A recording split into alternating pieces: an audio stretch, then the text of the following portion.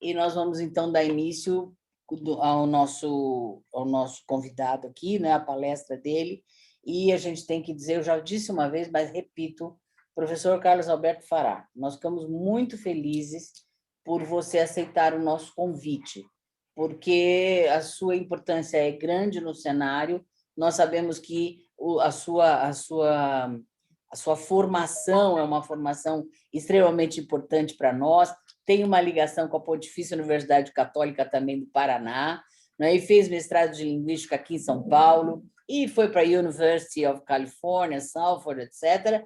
Então, nós sabemos da sua importância e conhecemos, como o Everaldo falou, a sua obra, que sempre foi uma obra que nos guiou também nas nossas aulas, né? Então, o seu valor é grande, o seu valor é imenso e aceitou o nosso humilde convite para estar aqui conosco. Então, isso nos deixa muito felizes mesmo e vamos começar a ouvi-lo, então, porque todos nós aqui estamos muito felizes, como eu também estou.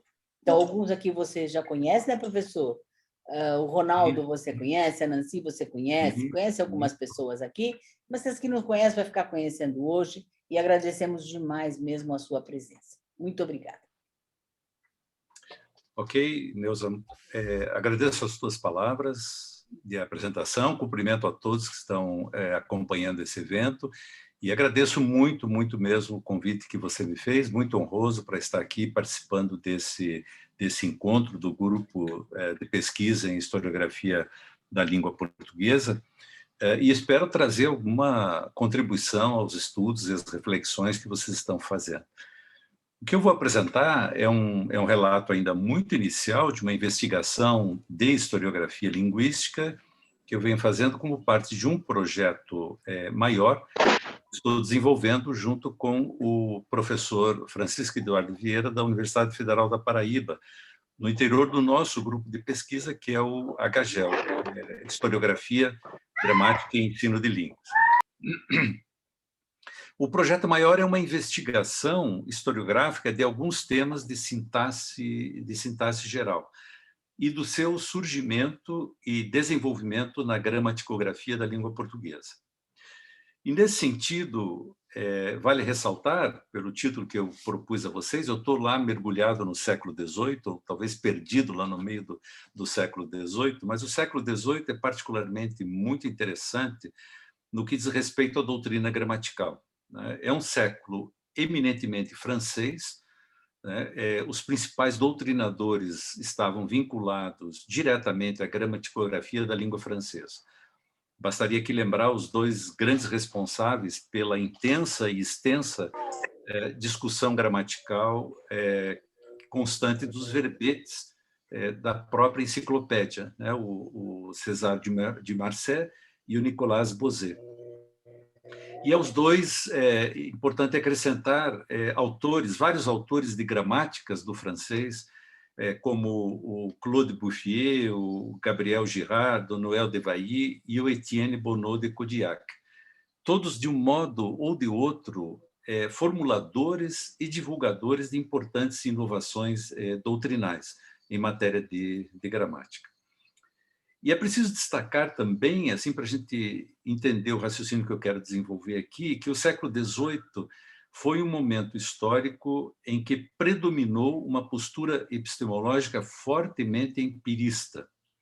Não a única, obviamente, mas a mais proeminente.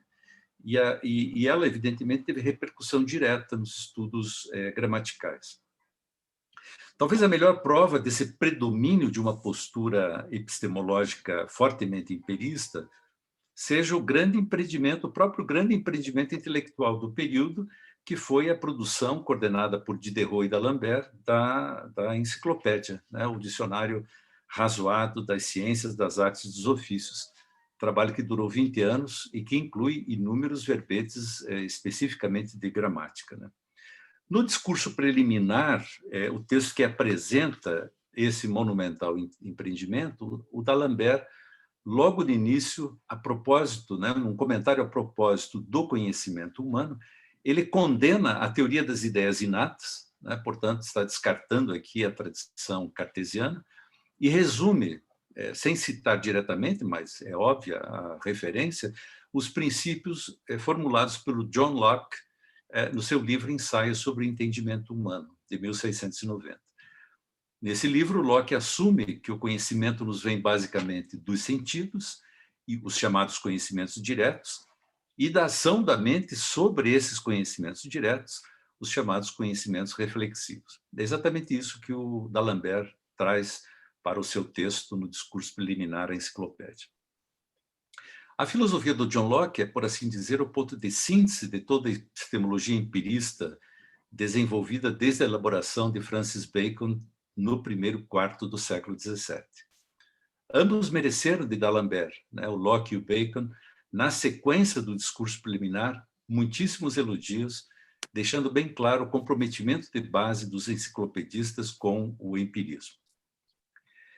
E o empirismo teve um significativo impacto na gramaticografia das línguas europeias modernas, dando forma ao que eu estou chamando de uma terceira linha analítica, que poderíamos classificar de empirista ou descritivista. Como todos nós sabemos, a gramaticografia moderna teve seu marco inicial em 1492, com a publicação da Gramática da Língua Castelhana, do Nebrija, que abriu uma linhagem, uma primeira grande linhagem de descrição, de formulação de gramáticas, que são aquelas gramáticas latinizadas, basicamente. A gente sabe que dentro do arcabouço do humanismo renascentista, havia uma base, um pressuposto ideológico ao qual se vinculava o Nebrija, a ideia de um posicionamento que buscava nobilitar as línguas modernas pelas suas semelhanças com o latim e atribuir-lhes uma gramática moldada em propriedades da gramática latina. Essa linhagem durou pelo menos durou bem uns 2 séculos, mas foi progressivamente abandonada, principalmente na França, logo no início do século XVIII, embora o debate percorresse o século todo, no fim de contas, mas ela ainda foi muito praticada na gramaticografia da língua portuguesa até os fins do século XVIII. Há um claro anacronismo doutrinal, vamos dizer assim, que teve o seu período áureo, ou o seu último suspiro, não o período áureo, mas o seu último suspiro, na arte da gramática da língua portuguesa do Reis Lobato. A segunda linhagem analítica nasceu da perspectiva logicista e universalizante, adotada pelos autores, adotada primeiro, no século XVI, pelos autores de gramáticas do latim, em especial Scalígero e o Sanches de las Brosas. O primeiro escreveu De Causis Linguae Latinae e o segundo, Minerva, seu De Causis Linguae Latinae. Eram 2 gramáticos, os 2 principais gramáticos, que se opunham exatamente à tradição humanista, representada principalmente pelo Lourenço Valla e o seu texto, a sua gramática do latim, Elegantiae Linguae Latinae, que foi publicado em 1444. Enquanto Valla, plenamente inserido no humanismo italiano, produziu uma gramática do latim fundada no uso dos autores latinos clássicos, o Scalígero e o Sanches de la Brosa defendiam que a gramática deveria estar fundada não no uso, mas na ratio. Tratava-se para eles não de glorificar as belezas estilísticas da Latinitas, mas de investigar as causas e os princípios racionais ordenadores das estruturas linguísticas, em especial da oração logicamente construída. Essa expressão oração logicamente construída é do próprio Sanches de la Brosa, no livro 2, capítulo 1 da sua obra. Nesse sentido, são ilustrativas algumas asserções do Sanches de la Brosa que vale a pena trazer aqui para vocês. No livro 1, capítulo 1, ao justificar o próprio título da sua gramática, Minerva, diz ele: por que chamei de Minerva ou causas da língua latina a esse produto das minhas insônias? Porque pretendo descobrir a causa e o verdadeiro princípio de cada questão, desaprovando junto com Cícero o dito pitagórico, o mestre o disse, portanto, recusando aí o argumento de autoridade. Ainda no mesmo capítulo, ele vai dizer, em síntese, pois, há que se dar, em primeiro lugar, a explicação racional das coisas, e só depois, se possível, virão os testemunhos para que as coisas se convertam de boas em claras. E ainda uma última citação, agora do livro 2, capítulo 1, que retoma, com outras palavras, a condenação daquele dito que ele atribui aos pitagóricos, o mestre o disse. Então ele diz, posto que o tema de que tratamos há de ser demonstrado primeiro com a razão, depois com testemunhos e com uso, ninguém deve estranhar se não sigo os homens ilustres. É que por mais autoridades em que se apoie o gramático, se não demonstra o que diz com a razão e com exemplos, não será digno de crédito em nada e menos ainda em gramática. Ele não mede palavras nesse início, né, do Minerva. Ele fala muito mal, inclusive, do Lourenço Valla. Essa segunda linhagem que os gramáticos do latim criaram no século XVI, ela vai desembocar, como nós sabemos, né, na gramática de Port-Royal, ou gramática geral e rasvada, que, publicada em 1660, se consolidou como o modelo da gramática dita racionalista ou filosófica. Os seus autores, agora em Port-Royal, defendiam que fossem investigados os verdadeiros fundamentos da arte de falar, tendo como objeto, portanto, não apenas o uso da língua, mas também o conhecimento das suas razões. Essa segunda linhagem chegou muito tardiamente à gramaticografia da língua portuguesa. Embora o Contador de Argot e o Reis Lobato tenham feito referência direta a Port-Royal nos preâmbulos das suas gramáticas, o modelo racionalista não teve nelas nenhum efeito, nenhum impacto, nenhum rendimento.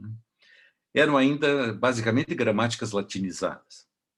O modelo da gramática geral e rasvada só terá efetivo impacto na gramática do português com a gramática do Jerônimo Soares Barbosa, já no início do século XIX. O que eu estou chamando, então, de terceira linhagem, não é nem latinizada, nem filosófica, ela não é tratada desse modo, em geral, nos estudos historiográficos das línguas modernas. Esses estudos, em geral, mencionam as gramáticas latinizadas, claro, e as gramáticas filosóficas.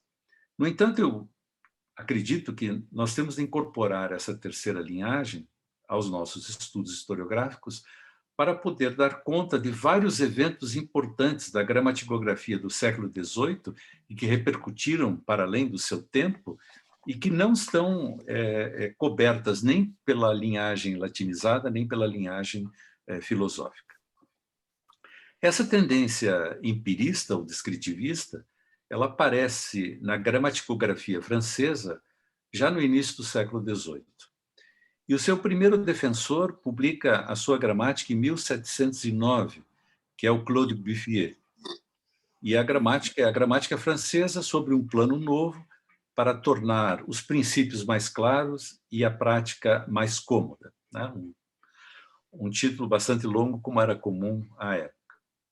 E eu vou citar algumas afirmações do Buffier, porque eu acho que elas são muito ilustrativas da direção que ele estava dando para os estudos gramaticográficos. Então, ele conceitua a gramática, logo na primeira página, como a arte de reduzir a certas regras a linguagem ordinária dos homens.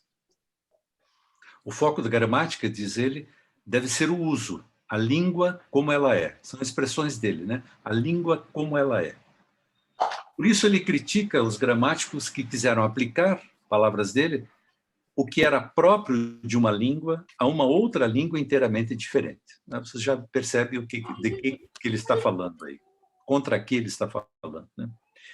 Refere-se, então, na sequência, aos que, sob o pretexto de que o francês vem do latim, escreveram gramáticas francesas sobre o plano das gramáticas latinas. Nesse ponto, ele reconhece que muitas palavras do francês, ele faz um raciocínio, né, dizendo, não, muitas palavras do francês têm origem latina, de fato, mas acrescenta, mas quanto à forma das expressões que constituem o caráter próprio de uma língua, o francês é tão diferente do latim como de qualquer outra língua que seja. Então, vejam a ênfase na língua como ela é e nas diferenças, basicamente nas diferenças. Ele faz uma referência à gramática de Port-Royal, reconhece a qualidade das conceituações de Port-Royal, mas diz que tais princípios da gramática geral e razoada não podem, de forma alguma, ser aplicados à prática, como eu aí aplico aqueles princípios que eu buscarei estabelecer. Por isso, afirma que preferiu fazer o seu plano independentemente do plano da gramática de Port-Royal. E, em seguida, afirma que muita gente acha que a gramática, como arte ou ciência, tem seus princípios, sua forma e sua natureza antes de todas as línguas, e que as línguas é que devem se ajustar à gramática. Essa é uma frase típica dos logicistas, né? A ideia de que a gramática precede a língua, de certa forma, né? E ele complementa essa discussão dizendo: bem ao contrário, bem ao contrário.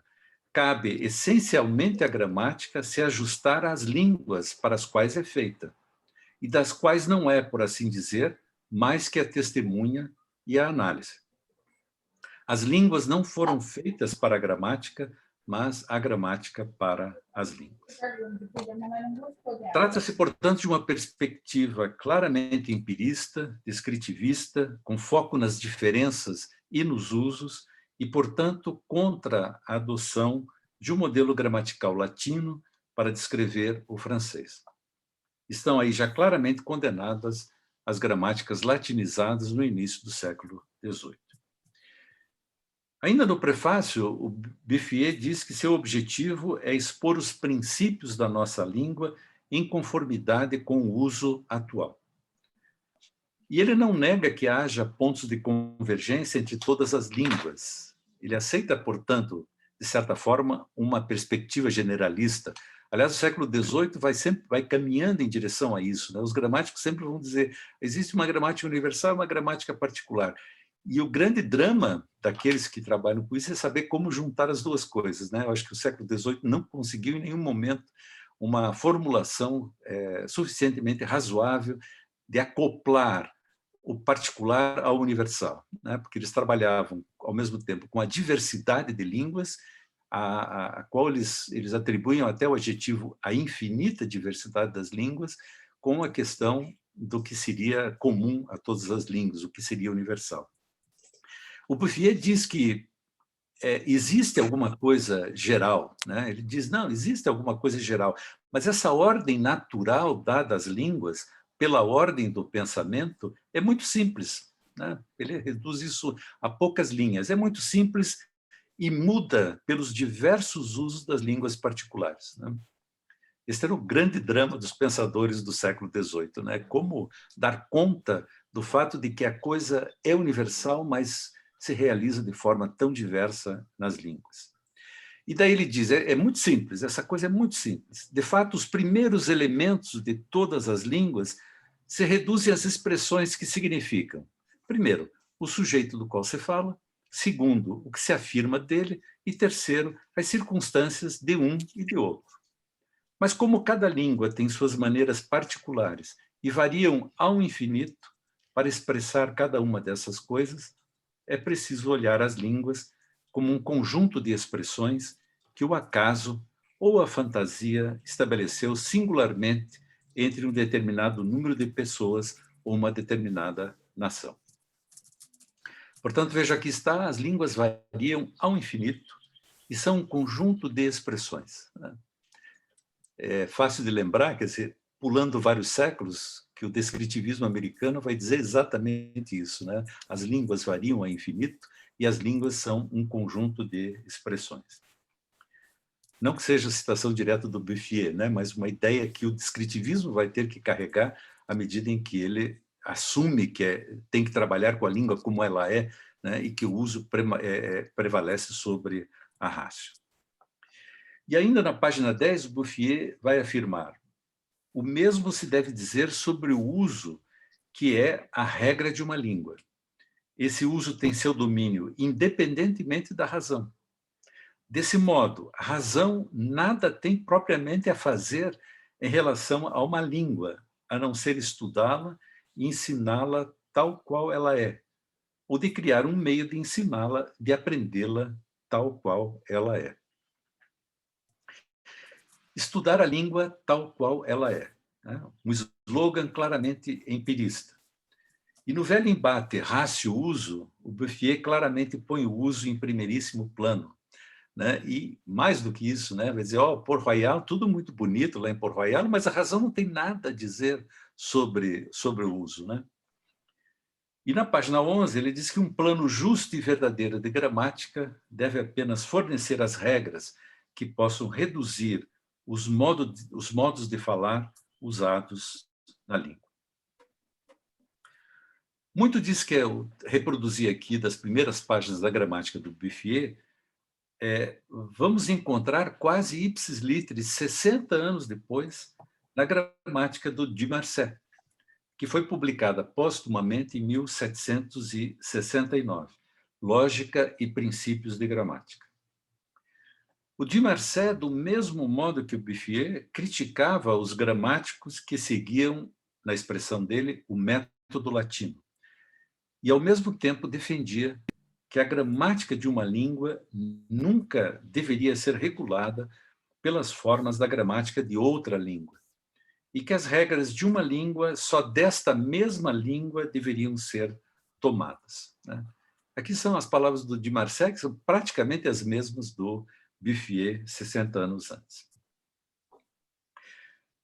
Considerando o discurso do Dumarsais, vejo que era uma figura expressiva, né, porque tinha participado diretamente da elaboração, foi o primeiro a colaborar com a enciclopédia, depois da morte dele é que o Bouzet assumiu, mas ele era uma figura de destaque nos estudos gramaticais. Considerando o discurso do Dumarsais, né, que vai aparecer lá em 1769, eu acho que nós podemos afirmar que a gramática do Bouffier teve grande repercussão na França. Né? Embora publicada logo no início do século XVIII, ela ainda estava repercutindo lá no fim do século XVIII. Então, nesse sentido, vale também citar aqui e lembrar que o Nicolas Bouzet, já na segunda metade do século XVIII, né, deu-se ao trabalho de fazer uma discussão crítica do que dizia o Bouffier no verbete, né, o Bouzet no seu verbete sobre gramática da enciclopédia. Então, o Bouffier não era qualquer um, né? Era um gramático de prestígio que mereceu do Bouzet uma contra-argumentação no verbete gramática da enciclopédia. Da mesma forma, o Bouzet, nesse verbete, dialoga criticamente também com outra gramática da mesma linha empirista, escrita pelo Gabriel Girard,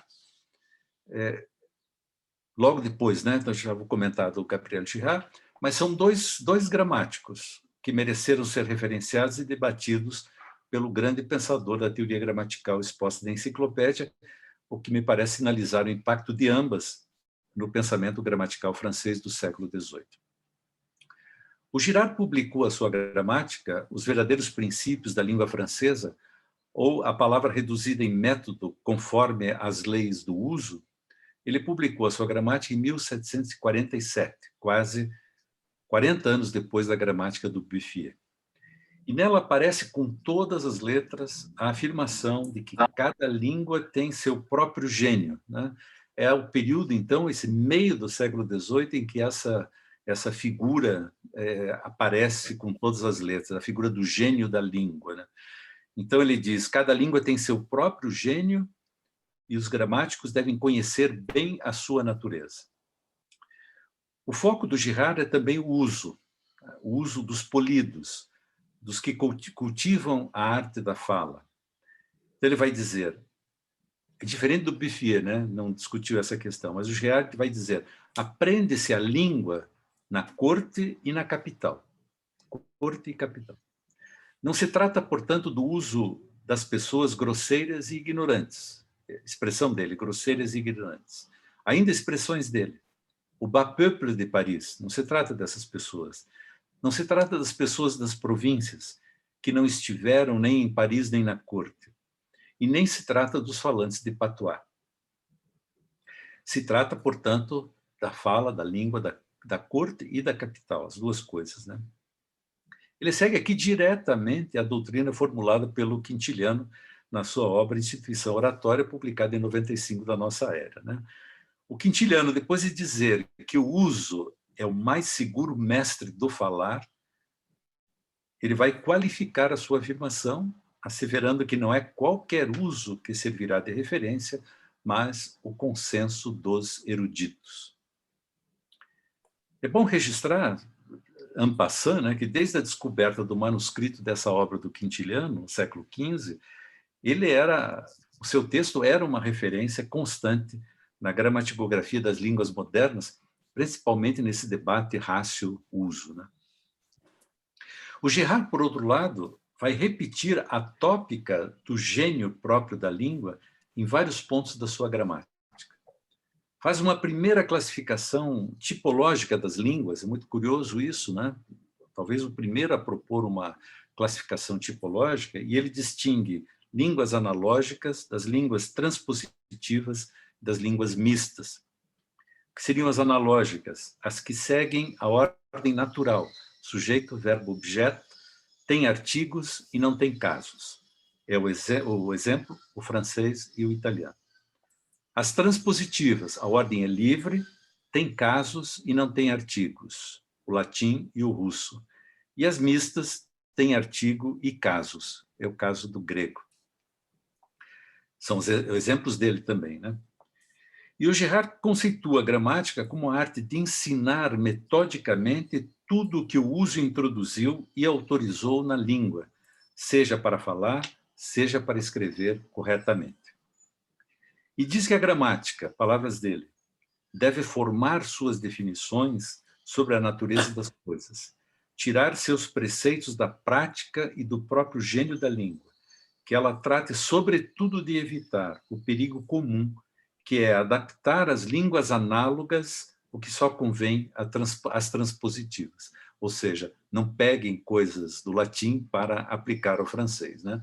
Não vão tratar as análogas, as analógicas pelas transpositivas. E ele acrescenta, em uma palavra, a gramática em geral é a arte de tratar cada língua seguindo seus usos e seu próprio gênio. Destaquemo-nos, pois, do hábito de falar de gramática unicamente à maneira latina. Vejam, batendo sempre na mesma tecla, né? Visto que é outra a maneira de que essa arte é possível de tratamento e que cada um desses tratamentos, tendo sua conformidade segundo o gênio diferente das línguas, não podem nem devem ser substituídas umas pelas outras.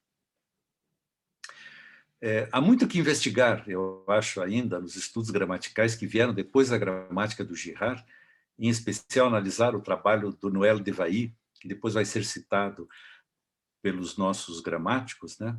O de Vailly escreveu uma obra publicada em 1754, Princípios Gerais e Particulares da Língua Francesa. Uma gramática de grande sucesso também, teve 12 edições entre 54 e 95. E apesar de ser uma gramática voltada à descrição do uso e não filosófica, ela foi elogiada pelo Bossuet como a melhor das suas contemporâneas. E o Vailly começa o seu texto dizendo assim, a gramática é a arte de falar e escrever. Toda arte supõe um método e regras. A arte gramatical é, portanto, o desenvolvimento metódico das regras que se deve seguir para expressar as ideias, seja na fala, seja na escrita. Essas regras têm por base o bom uso, isto é, a maneira como as pessoas bem elevadas e os bons autores têm o costume de escrever e de falar. E o curioso é que, numa extensa nota de rodapé, já na primeira página, ele comenta a diferença entre gramática geral e gramática particular. E faz uma crítica à gramática geral, dizendo que, como todas as ciências especulativas, né, atrai os que querem se aprofundar em pesquisas que são muitas vezes mais curiosas do que úteis. E essas pesquisas especulativas, diz ele, interessam aos gramáticos, mas por serem frequentemente inúteis, não interessam às pessoas em geral. E conclui essa nota dizendo: a maior parte dos tratados que são oferecidos ao público sob o título pomposo de gramática geral não são mais que gramáticas particulares, inchadas e mascaradas com alguns retalhos de metafísica trivial, que, espalhados sobre as mais claras ideias, conseguem obscurecê-las. Quando nós analisamos a lista de gramáticas do português que se qualificam no título como filosóficas, publicadas na primeira metade do século XIX, é difícil não concordar com esse juízo do Girard. Então, veja, nós temos Buffier no começo do 18, 1709, temos o Girard, 1745, temos aí 1754. Somam aproximadamente 50 anos de reflexão gramatical de base empirista durante o século XVIII. Gostaríamos também de chegar ao Condillac e a gramática que consta do seu curso de estudos para a instrução do Príncipe de Parma, que foi publicado em 1775. Trata-se também de uma gramática fundamentalmente descritiva e que vai repercutir na gramaticografia da língua portuguesa. A linhagem empirista ou descritivista, essa que eu estou defendendo como terceira linhagem, paralela à latinizada e à filosófica, ela alcançou a Espanha em meados do século XVIII. Esse é um fato histórico interessante, né? E a história da gramática da Real Academia Espanhola nos revela os conflitos entre os dois modelos teórico-analíticos correntes na época, entre a segunda e a terceira linhagem. Ou seja, entre uma gramática geral e razoada e uma gramática descritiva. Ou ainda, para não perdermos o longo fio da história, o antigo debate sobre o que deve ter primazia, se a rácio o seu uso. Eu vou repassar aqui rapidamente a história inicial da gramática da Real Academia para deixar explícita a dimensão desse interessantíssimo conflito. Em 1741, a Real Academia Espanhola, tendo já publicado o seu diário, o seu dicionário e a sua ortografia, ela se voltou para a gramática, né, para desenvolver o projeto da gramática, constituindo a primeira comissão para a sua redação. E nas atas da Real Academia, de 8 de fevereiro de 1742, há registro de que os trabalhos da comissão estavam em andamento e se lê um trecho em que fica claro o primeiro grande dilema sobre como deveria ser a gramática. Os acadêmicos deveriam decidir se seria feita uma gramática unindo regras e seu funcionamento, regras e seus fundamentos. Pode ser em dupla ou não. O que você acha? Ou se seria mais adequado formar um tratado só com as regras. Vejam, o impasse deles, o debate deles nesse dia, 8 de fevereiro de 1742, era esse. Certo? Nós devemos fazer uma gramática unindo regras e seus fundamentos, ou seja, uma gramática filosófica, ou se seria mais adequado formar um tratado só com as regras, né? Reduzir a língua às regras, como propunha, por exemplo, o Buffier. Um dos membros da comissão, Antônio Angulo, responsável pela redação do plano inicial da obra da gramática, se manifestava claramente contrário a que se adotasse o modelo do que ele chama gramática dissertada. E remetendo-se a um célebre gramático moderno, que ele não identifica, ele diz, palavras do Angulo agora, um verdadeiro e exato plano de gramática é unicamente aquele que, supondo uma língua introduzida pelo uso e sem pretender alterar nem mudar nada dele, produz somente as reflexões chamadas regras, às quais se pode reduzir os modos de falar usados nessa língua e que esse conjunto de reflexões é o que se chama de gramática. Então, vejam, reduzir a língua ao uso, né, às regras, que é o que o Buffier estava propondo. O célebre gramático moderno pode ser, nessa altura, o Buffier, né? Pode ser, não sabemos. Parece que esses dois registros deixam bem claro que, afora o modelo mais estritamente latinizado, que dava o parâmetro para as primeiras gramáticas das línguas modernas, estavam, em meados do século XVIII, co-ocorrendo e, de certa forma, em concorrência, dois outros modelos. o proposto pela gramática de Port-Royal, que poderíamos classificar de racionalista e que dava primazia à rácio, e um outro que poderíamos qualificar de empirista, descritivista, que dava primazia ao uso. Aparentemente, notem que não estava em pauta a substituição de um modelo pelo outro, né? Mas apenas a escolha do modelo mais adequado aos fins pretendidos com os estudos gramaticais. Tratava-se da escolha entre modelos co-ocorrentes, né? O projeto da gramática da Rai esteve parado até 1767, durante 20 e tantos anos. Ao ser retomado, seguiu a diretriz pronunciada por Antônio Angulo em 1742. Uma gramática reduz os usos a regras. Em outras palavras, uma gramática descritiva. Penso que essas duas tendências co-ocorrentes e, de certa forma, concorrentes, constituem efeito nos estudos gramaticais do debate mais amplo que se dava no âmbito da teoria do conhecimento. E a prevalência de uma perspectiva empirista na França e vitoriosa na Espanha mostra o quanto a epistemologia empirista acabou predominando. O modelo empirista ou descritivo chegou tardiamente em Portugal, para variar, né? Só vai fundamentar uma gramática do português em 1799, 22 anos depois da gramática da Real Academia, né? E 90 anos depois da gramática do Bouffier. Trata-se da obra Rudimentos da Gramática Portuguesa, cômodos à instrução da mocidade, confirmados com seletos exemplos de bons autores. O livro foi publicado sem identificação de autor, mas posteriormente foi atribuído a Pedro José da Fonseca, que era a figura responsável pela comissão que elaborava o dicionário da Academia das Ciências de Lisboa. Aquele dicionário que todos nós sabemos ficou num único volume, mas ele era o coordenador desse projeto. Essa gramática é, sem dúvida, um marco importante da gramaticografia da língua portuguesa. É tardia a chegada do modelo, mas é um marco importante. O seu caráter inovador decorre precisamente da sua relação com o que estou chamando aqui de uma terceira via corrente nos estudos gramaticais do século XVIII. A gramática do Fonseca não era nem latinizada, nem filosófica. Nem seguia, né? Se afastava do Reis Lobato, mas também não colocava no seu título filosófica, porque, de fato, não se assumia como tal.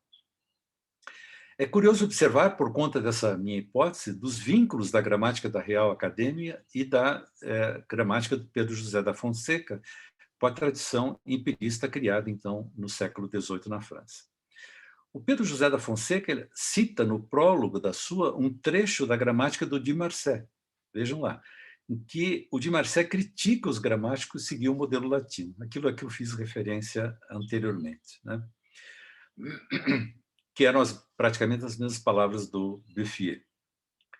Do mesmo modo, Pedro José da Fonseca faz ainda no prólogo duas referências a Condillac, cuja gramática embutida no curso, publicada em 1775, era também de base fortemente empirista, lembrando que Condillac foi o filósofo que radicalizou completamente o projeto e a proposta filosófica do Locke, né? Por outro lado, é interessante notar também que o Pedro José da Fonseca foi o único gramático a merecer elogios do Soares Barbosa na introdução da sua gramática filosófica, em contraste com as críticas fortes que fez aos demais gramáticos que o antecederam, né? O Soares Barbosa elogia a gramática do Pedro José da Fonseca com ressalvas, mas elogia, né?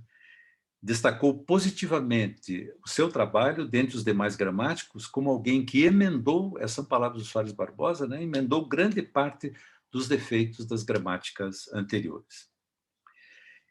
Ele elogiou os rudimentos, mas criticou a obra por ser ainda um sistema analógico e não lógico.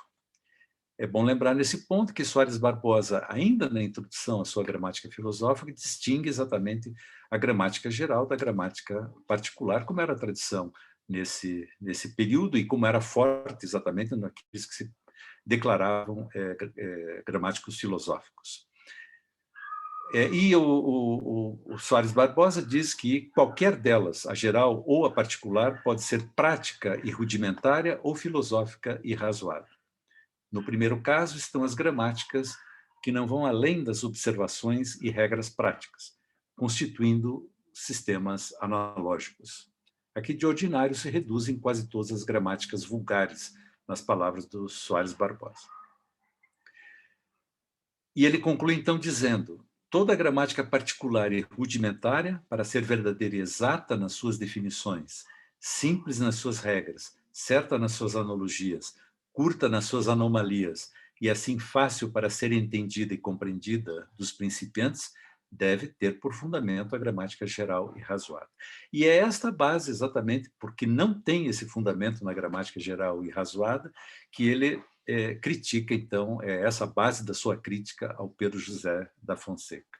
Apesar de ele ter emendado grande parte dos defeitos das gramáticas anteriores, não foi além de um sistema analógico, de reduzir a língua às regras.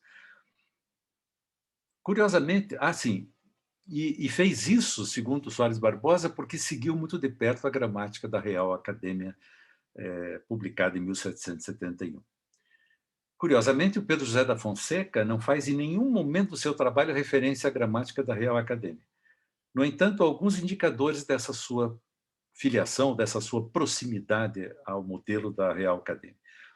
Ele divide a gramática em duas partes, tal como tinha feito a gramática da Real Academia, uma parte voltada para as classes de palavras e outra para a sintaxe. Não fala de ortografia, né? Não fala nada de sons, nada disso. Fonseca trabalha com 9 classes de palavras, assim como faz a gramática da Real Academia. Por fim, a sua ênfase no caráter pedagógico da obra é também a ênfase da gramática da Real Academia. De qualquer modo, é bastante claro que Pedro José da Fonseca, independente de sua filiação ou não à gramática da Real Academia, é uma expressiva novidade na gramaticografia da língua portuguesa. Primeiro, por ser o primeiro trabalho que abandona, de fato, o modelo estrito das gramáticas latinas. Não há, por exemplo, tábuas e declinações dos nomes, como ainda encontramos no Reis Lobato. Ele rompe, portanto, com a tradição latinizada. Embora, claro, siga o grande modelo gramatical greco-latino, assentado no estudo das palavras e nas classes de palavras e na sintaxe da regência e da concordância.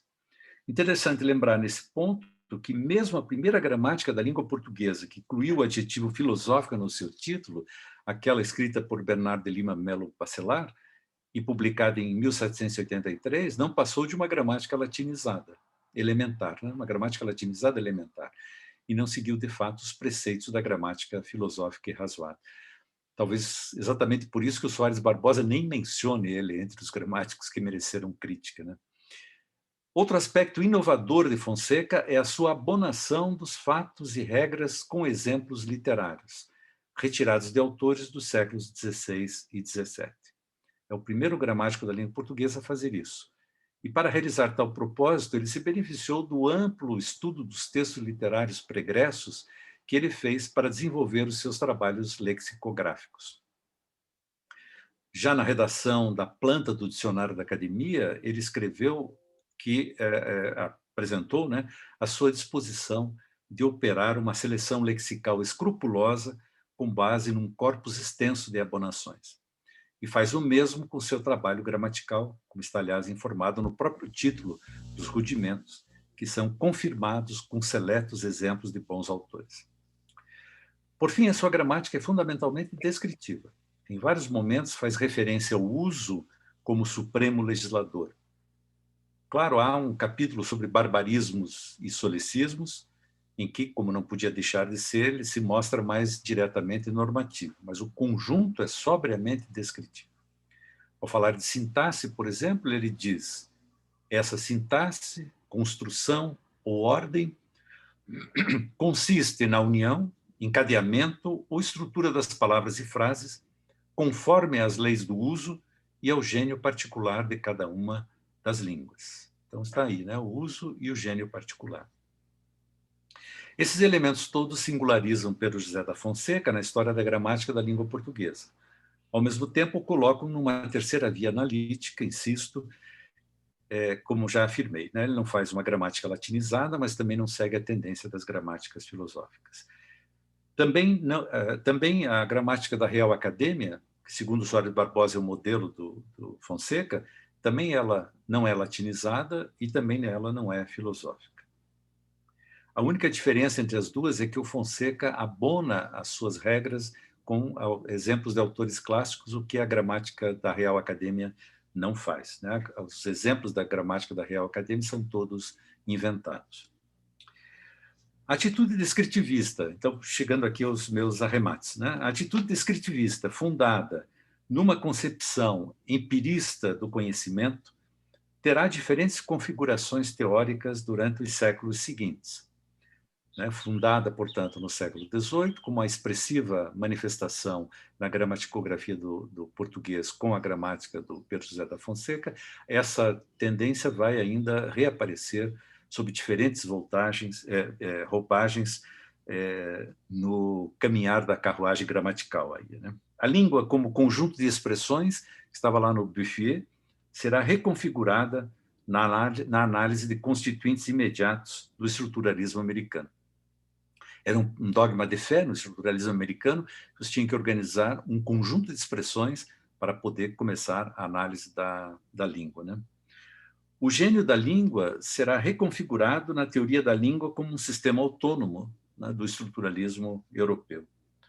A gramática, como um conjunto de regras de uma língua particular, será reafirmada por meio de diferentes expressões, por exemplo, pelos autores brasileiros que se proclamaram, na gramaticografia portuguesa, seguidores da linguística histórico-comparativa e crítico das gramáticas filosóficas. Assim é que o Júlio Ribeiro dirá que a gramática portuguesa é a exposição metódica dos fatos da língua portuguesa. Nós já ouvimos essa expressão, né? Exposição metódica dos fatos, lá no Girard. O João Ribeiro dirá que a gramática é a coordenação e exposição das regras da linguagem. Maximino Maciel dirá que a gramática descritiva é a sistematização orgânica dos fatos e normas próprios de uma língua isoladamente considerada. E Eduardo Carlos Pereira dirá que a gramática é a exposição metódica das regras relativas ao uso correto da língua portuguesa. Várias questões precisam, claro, ser investigadas nesse percurso do empirismo gramatical. Em todo caso, parece ser de bom alvitre identificar as suas origens na gramaticografia do francês do século XVIII e suas manifestações na gramaticografia da língua portuguesa. Primeiro, no Pedro José da Fonseca e depois nas chamadas gramáticas científicas do fim do século XIX, começo do século XX, agora no Brasil, né? Por fim, os portugueses, uma última reflexão, né? Os portugueses começaram cedo a fazer gramática já no século XVI, né? Pioneiros, de certa forma, logo depois do Nebrija. No entanto, foram, na sequência, sempre chegando aos novos modelos muito tardiamente. A Gramática Geral e Razoada, publicada em 1660, é citada por Argote e Reis Lobato, mas apenas como citação. Não altera em nada a adesão de ambos ao modelo latinizado, que já estava sob crítica na gramática do Bouffier. Os franceses já tinham deixado o modelo estritamente latinizado, seja na gramática de Port-Royal, seja nos gramáticos empiristas da primeira metade do século XVIII. A gramática de Port-Royal só repercute de fato em Portugal na gramática do Soares Barbosa. E uma visão mais empirista, não latinizada, só se manifesta com Pedro José da Fonseca em 1799.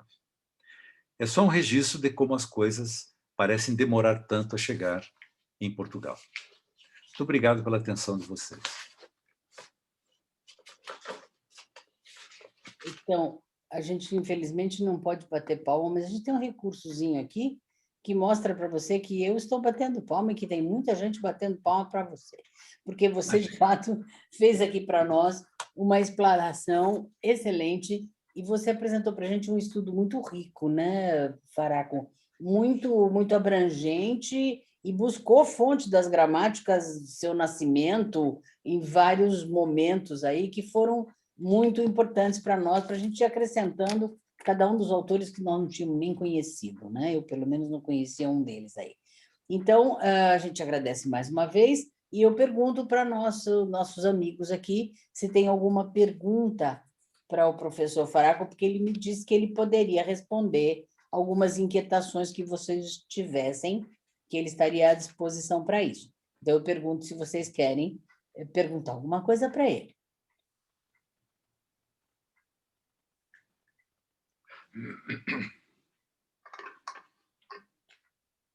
Posso falar? Claro, Ronaldinho. Faraco, boa tarde. Obrigado pela sua participação aqui no grupo. Foi um prazer ouvi-lo.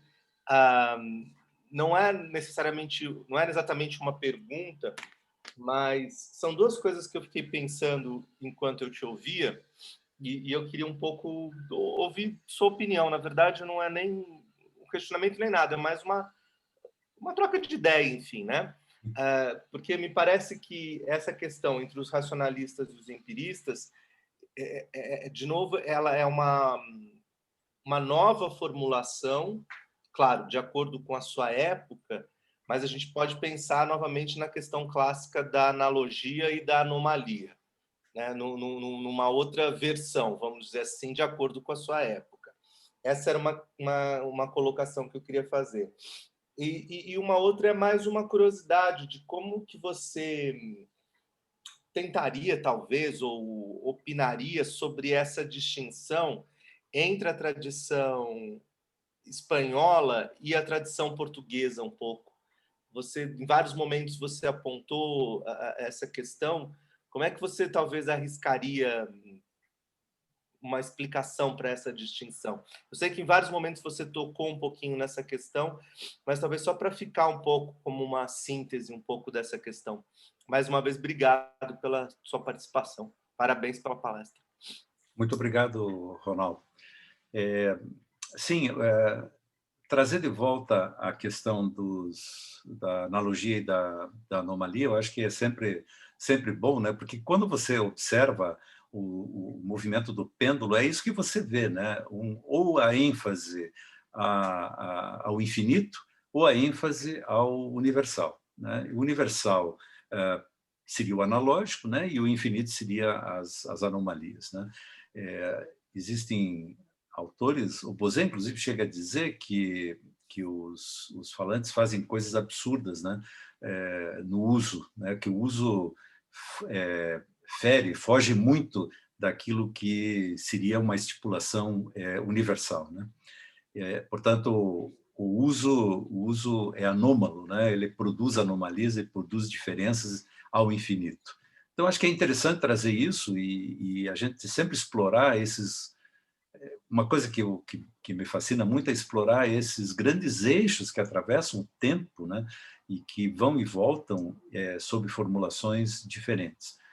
Por exemplo, essa questão do descritivismo, da forma como você observa ali nos gramáticos franceses do 18, depois vai aparecer praticamente ipsis literis nos nossos gramáticos do fim do 19, do começo do 20. Quer dizer, eles não estão... não estou afirmando que eles estão copiando, que eles estão se inspirando, ao contrário, né? Porque eles, naquele momento, a referência deles era a linguística histórico-comparativa, mas pela atitude que eles estavam assumindo, que era uma atitude descritiva, eles tinham que fazer... aquilo que eles dizem é perfeitamente compreensível, né? E dedutível desse grande pressuposto, né?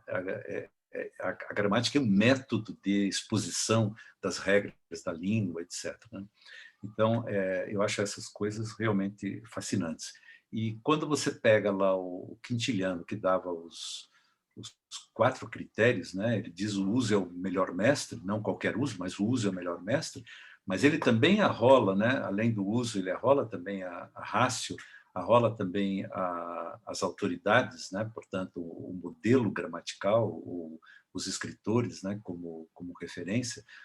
E isso, depois você percebe no século XVI, XVII, XVIII, uma certa preocupação dos gramáticos em não bater de frente com o Quintiliano. Então, o esforço para dizer, não, o uso é o mestre, né? Afinal, o Quintiliano já dizia, mas o outro vai dizer, não, mas tem que incluir também a ratio, né? E quem inclui a ratio vai dizer, não, é bom também incluir exemplos, etc.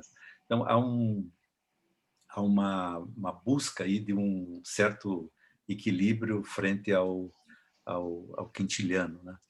E A Filomena Gonçalves, estudando esse fim desse século, começo do XIX em Portugal, ela vai dizer: os portugueses são eminentemente ecléticos, né? Eles caíram numa e a Luperti, né, lá na Itália, ela vai dizer: os gramáticos portugueses só seguiram a moda, né? Então, citar por Royal passou a ser, claro que o Soares Barbosa você não pode dizer que ele apenas seguiu a moda, né? Mas aquelas outras gramáticas mais elementares, que se declaravam filosóficas, elas são de fato ecléticas, né? E seguidoras de uma moda muito mais do que uma aplicação sistemática daquela linha racionalista. Enquanto o Pedro José da Fonseca é um exemplo assim de uma sistematicidade realmente impressionante, né? Acho uma das gramáticas mais interessantes da língua portuguesa, por esse caráter sistemático de trabalhar com a descrição.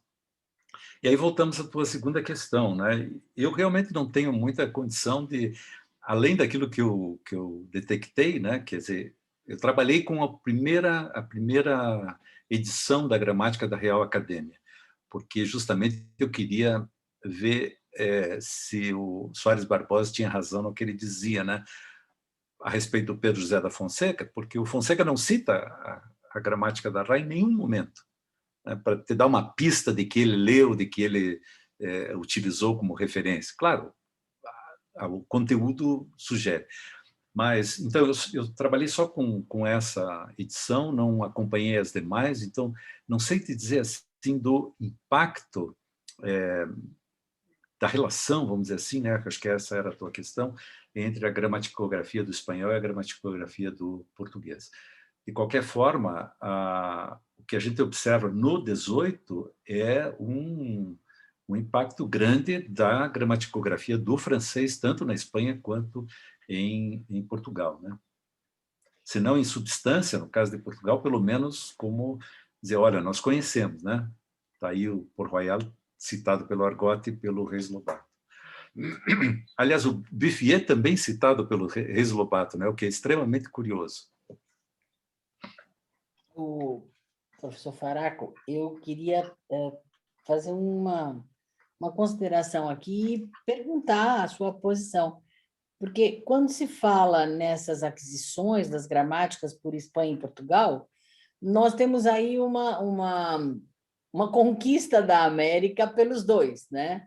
Então, Portugal veio para cá, a Espanha também veio para cá, e eles ficaram aqui em várias contendas, etc.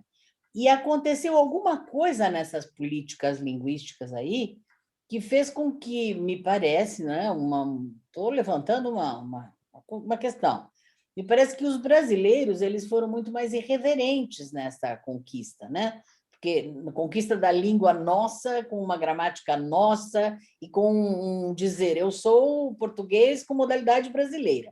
E os espanhóis tiveram algum tipo de relação aí, porque todos eles estudam a gramática espanhola, né? Então, ninguém até agora que eu tenha sabido, mas pode me esclarecer se for necessário, que não existe assim uma gramática chilena, uma gramática peruana, não sei. Então, seria mais ou menos como está acontecendo em Moçambique. Moçambique não tem uma gramática moçambicana, né? Eles estão tentando algumas descrições, etc. Então, essa relação aí que a gente vê que veio lá de cima, então, ambos pegaram algumas coisas gramáticas francesas, inglesas, etc., e trouxeram para nós essas gramáticas. Então, como é que será essa relação aí? Tem alguma ideia pelos seus estudos primeiros? Olha, eu acho que a questão está no fato de que a Espanha criou a Real Academia Espanhola e criou uma instituição que definiu a ortografia do espanhol, né? E fixou a ortografia já no século XVIII. Vejo que nós ainda não fixamos a do português, né? No século XXI, ainda estamos brigando se o Acordo de 90 vale ou não, né? A Academia Espanhola fechou a ortografia do espanhol no século XVIII. E, a partir dali, pequenos ajustes apenas, e as pessoas respeitam enormemente qualquer ajuste que a Real Academia faça na ortografia. Diferente da Academia Francesa, né? Sabe que ela também, de vez em quando, quer fazer umas mexidinhas ali, tira um acento, não sei o quê, e ninguém segue aquilo, né? Todo mundo protesta. Na Espanha, não. Segundo a Real Academia fez o dicionário, né? Logo depois da ortografia fez o dicionário. Portanto, um instrumento normativo fundamental, né? Ter o dicionário. Nós nunca tivemos um dicionário institucionalizado, né? A Academia das Ciências começou, mas nunca terminou.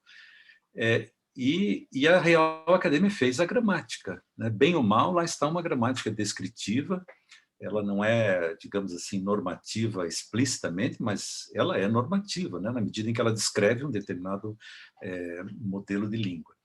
E isso, me parece, a força cultural que a Real Academia teve, ela se espraiou pela América, certo? Quer dizer, os intelectuais americanos, na Colômbia principalmente, no Chile, né, que foram os dois grandes centros de produção gramatical no século XIX, na América Espanhola, eles tinham como referência quase sagrada aquilo que vinha da Real Academia, mesmo quando faziam alguma crítica aos projetos. E mesmo hoje, né, conversando muito com o professor José del Valle, lá da Universidade de Nova York, que é um belíssimo analista das políticas linguísticas, ele apresenta as críticas todas que existem hoje no México, na Argentina, em outros lugares, contra o predomínio da Real Academia, mas eu disse para ele, sim, mas quando o sapato aperta, os intelectuais latino-americanos olham para onde? Ele disse, olham para a gramática, olham para as edições da Real Academia, para o dicionário, pelo dicionário de dúvidas, para as gramáticas apoiadas, porque a Real Academia hoje não faz mais gramáticas, ela apoia. E veja que não sei se temos tempo para isso, mas para continuar conversando, mas veja que a própria Real Academia ela mudou o discurso, né, a partir dos anos 70, principalmente, ela fez uma espécie de uma democratização do discurso. Né? Então, ela e as 23 outras academias de língua da América Espanhola, tem uma nos Estados Unidos, tem uma nas Filipinas, assim como se fosse um grande coletivo, né, que fala sobre a língua, mas na verdade, a última palavra é sempre de Madrid, né? Eu acho que, na verdade, né, professor Faraco, veja se é isso que eu estou entendendo. Nós sempre tivemos um Portugal politicamente mais fraco que a Espanha, que sempre foi politicamente mais forte, e também em relação às políticas linguísticas, né? Sim, toda a vida. Depois de Marquês de Pombal, então a coisa ficou bem aberta, não é? Quer dizer que aí a gente teve todos esses irreverentes brasileiros querendo fazer muitas coisas e Portugal se negando a aceitar algumas coisas, porque ele também não determinou com essa força o que a Real Academia determinou, não é? Ele nunca teve uma academia de língua, né? Porque a Academia das Ciências tem um setor de letras e setores outros, né, científicos. Então, não teve nunca uma academia de língua. Essa academia, a Academia das Ciências, nunca produziu uma gramática, nunca lidou com, né, nunca trabalhou no sentido de sistematizar a ortografia, nunca produziu um dicionário. Então, o que nós tivemos, e aqui o professor João Lagares tem uma percepção muito interessante, ele diz que, né, o caráter normativo do espanhol é institucional, o caráter normativo do português é individual, é pessoal, né, é do intelectual que escreveu. Então, pegamos aí o dicionário, né, do Bluetooth e depois na mão do Moraes Silva. Nós tivemos, sim, um grande dicionário, mas não institucional, né? Ele foi produzido por intelectuais. E aqui no Brasil, quando se quis fazer um certo normativismo, veja que foram os gramáticos e foram os publicistas que escreveram coisas, né? Não houve nenhuma instituição para isso, e eu acho que então essa perspectiva tua da irreverência, né, que depois vai explodir no século XX, né, em 22, etc., ela parte muito por isso, né? Nós não temos um controle político centralizado. Isso é bom, isso é ruim? Não sei. Bem, Né? não sei. Não sei. Mas é um fato, é um fato. É um fato, é um fato que desencadeia uma série de consequências, né? Sim, Isso sim. mesmo, muito bom. Eu vi que nós temos aqui a Silvia, estou muito feliz com a presença dela, a Suzana. Nós temos até às 16 horas, professor, então nós já temos tempo para conversar com você, que é a coisa mais agradável conversar com uma pessoa que tem toda essa bagagem, né? Eu não sei se alguém quer fazer alguma pergunta, eu quero fazer mais uma perguntinha. Quando se falou das linhagens, então a primeira linhagem justamente foi citado quem? Nebrija. Né? Então foi citado primeiro um gramático castelhano, né, que tinha a gramática castelhana, né, do que um gramático português, na verdade, porque o nosso João de Barros ele fez uma cópia bem copiadinha do Nebrija, com algumas alterações, etc. E nós tivemos um lá que se chamou Fernando Oliveira, e que ele não entrou naquela história de copiar a gramática, né?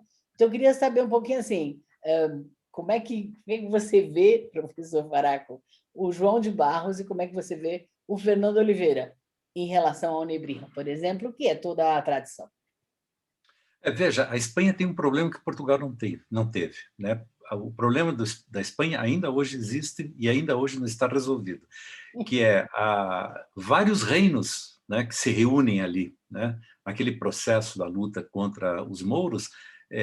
A Castela vai liderando aquilo e vai incorporando reinos que eram independentes, que tinham línguas próprias, e essa união, né, que Castela alcança em 1492, com a definitiva expulsão com a conquista de Granada, essa união, ela, para se manter, né, para se manter essa união, era preciso uma mão forte, né?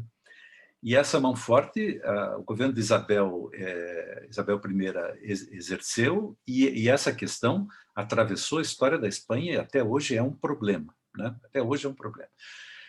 Então, a gramática do Nebrija está dentro desse contexto político-cultural da unificação da Espanha nessas condições históricas, né? Então, ele é o primeiro a escrever uma gramática, e veja que ele diz isso, né? A língua acompanha o império, quer dizer, a língua acompanha o poder, né? Se vamos realmente ter um poder sobre todas as Espanhas, nós temos que ter a língua castelhana tem que estar gramatizada, né? E, portanto, é isso que eu estou apresentando a Vossa Majestade, certo? Então, era um sujeito que tinha uma percepção da questão política muito intensa e do que significava a intervenção cultural e linguística naquele contexto, né, de um país multilingüe que acabou de ser unificado. Unificado, de certa forma, à força, né? Bom, isso aí não é problema em Portugal, nunca foi, né? Portugal foi um país que se constituiu do jeito que a gente conhece, do norte para o sul, não foi conquistando reino nenhum, foi estendendo o território, foi submetendo populações que estavam dentro da gestão moura, né? E foi se tornando um país unificado, linguisticamente também, de certa forma unificado.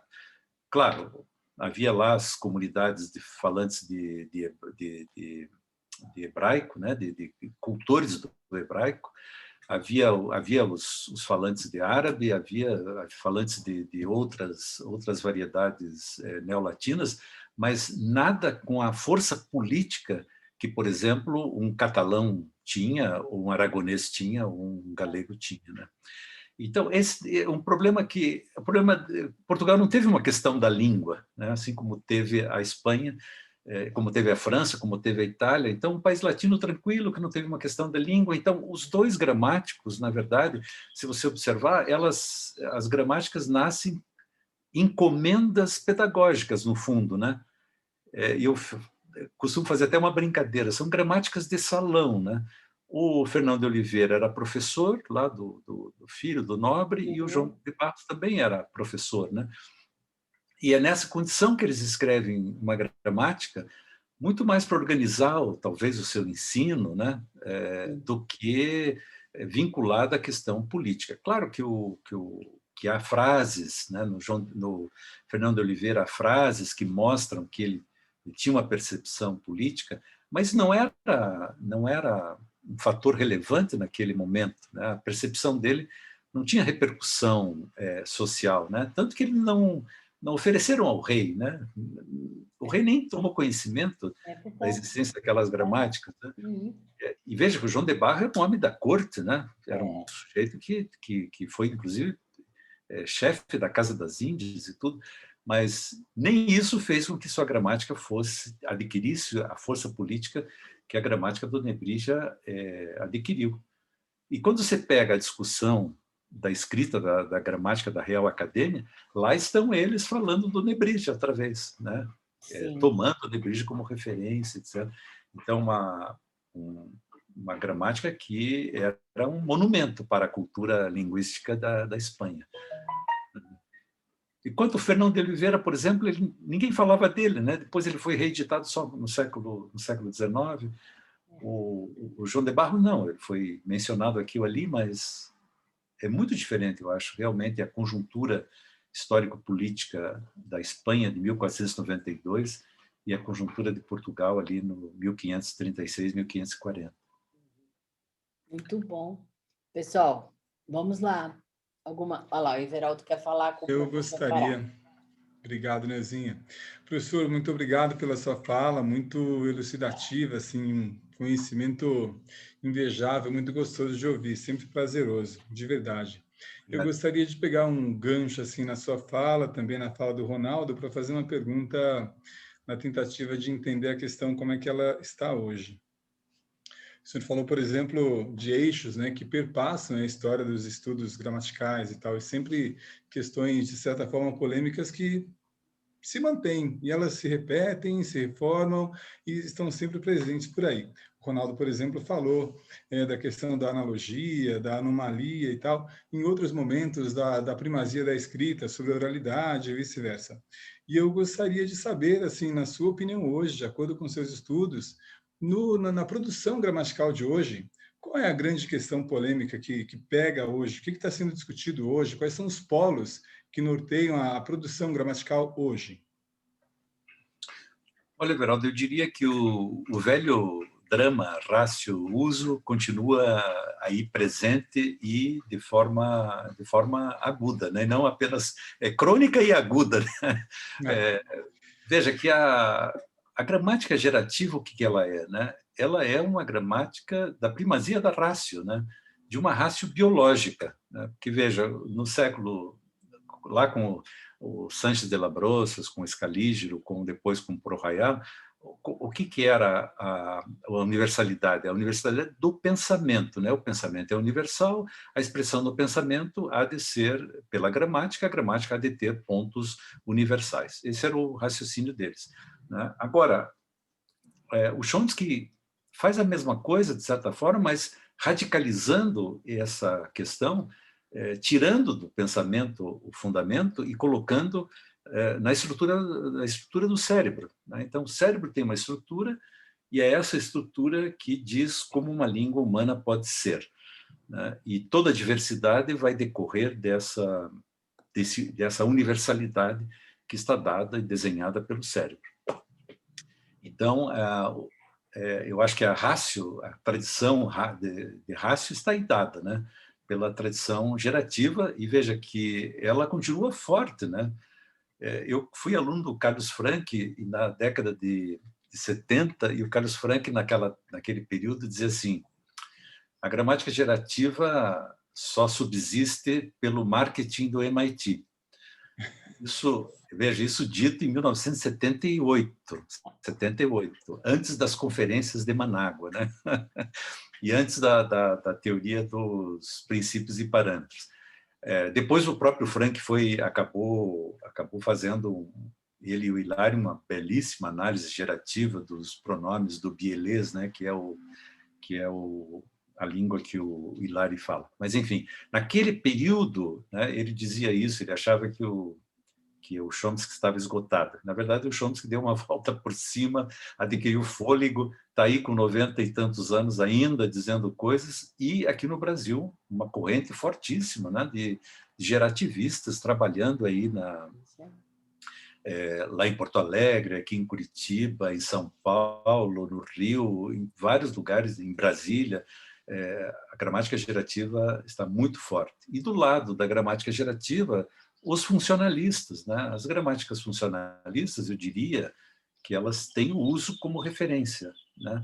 Elas não têm uma ratio como referência, elas têm efetivamente o uso como referência. Então, acho que nós estamos... eu diria, né, e voltando à pergunta do Ronaldo, eu diria que a gente vive aporias, né?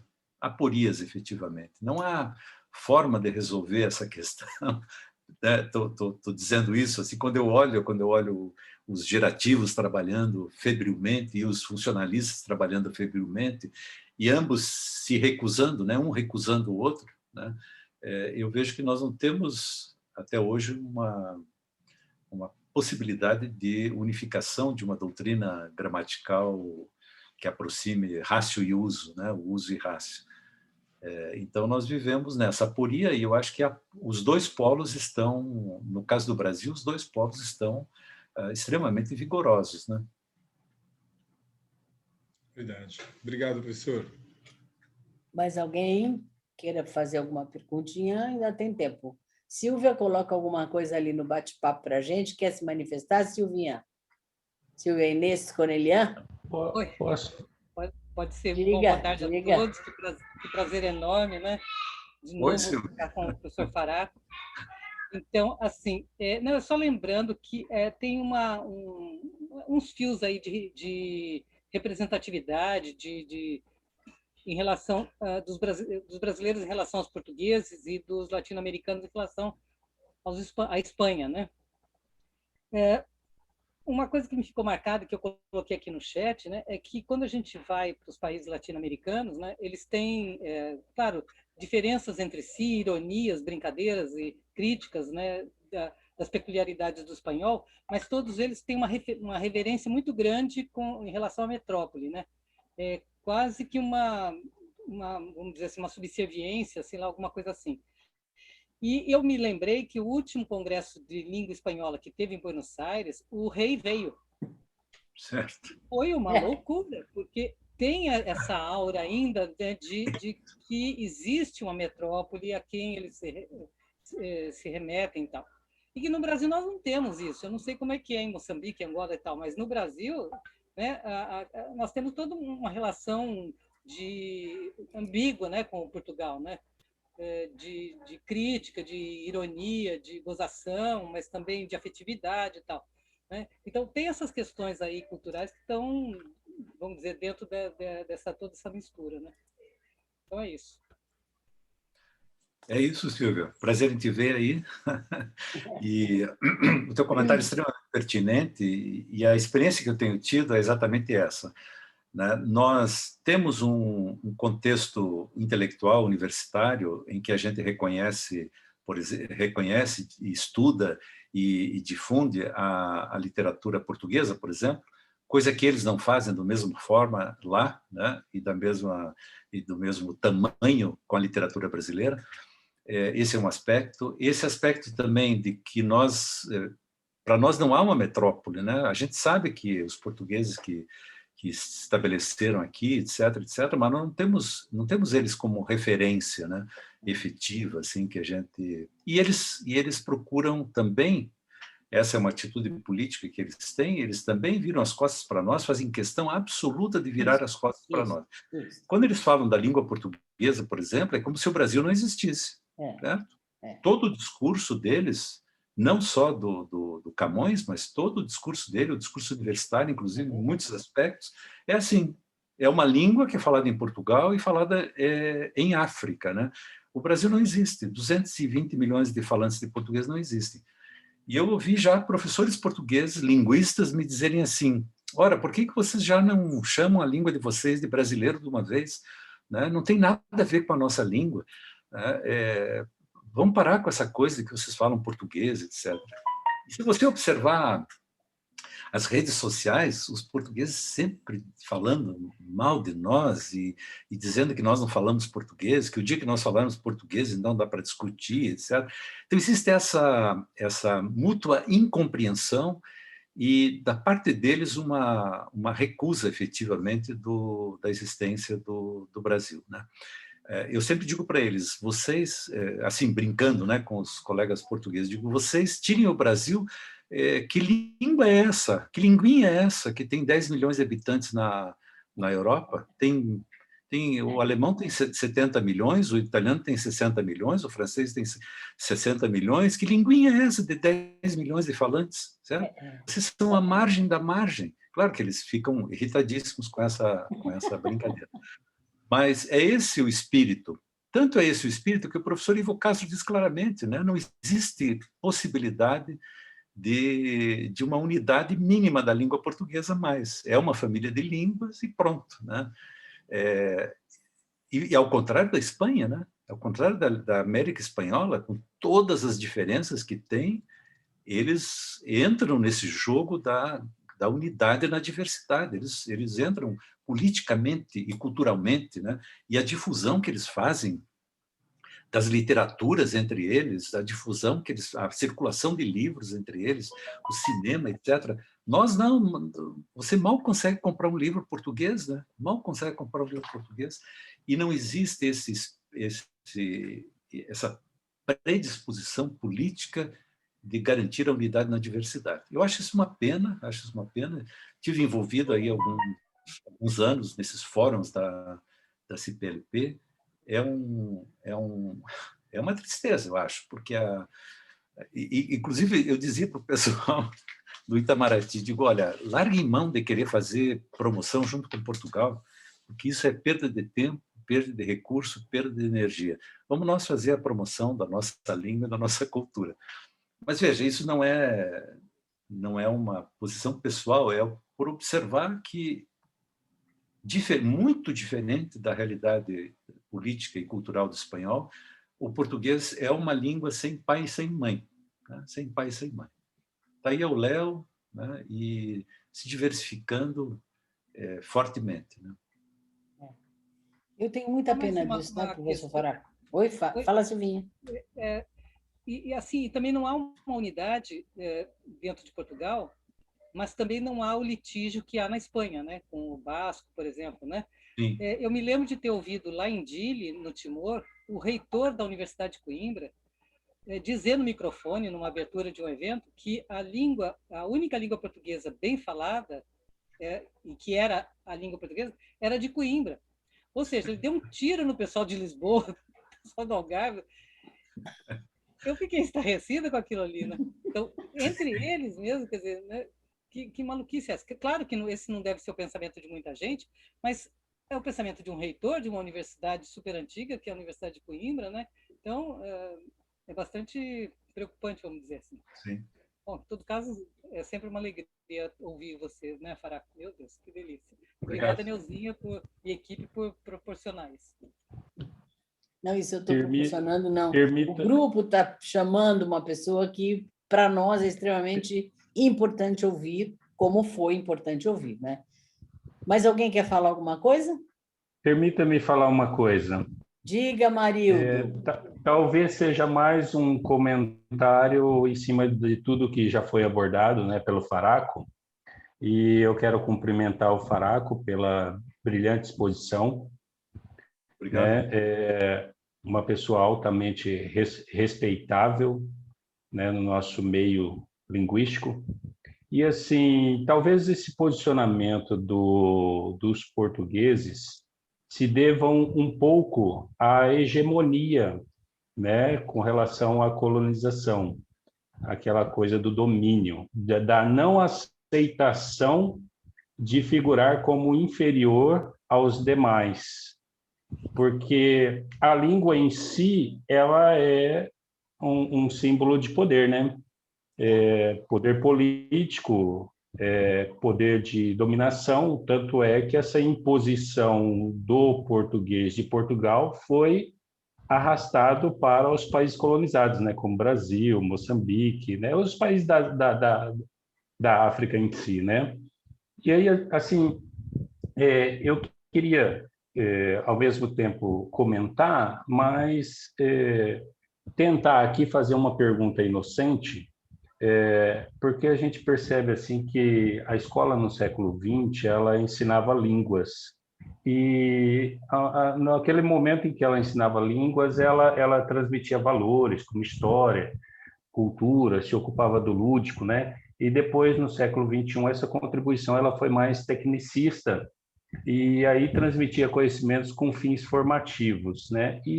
E assim, desvalorizando um pouco a interpretação, as hipóteses e a argumentação.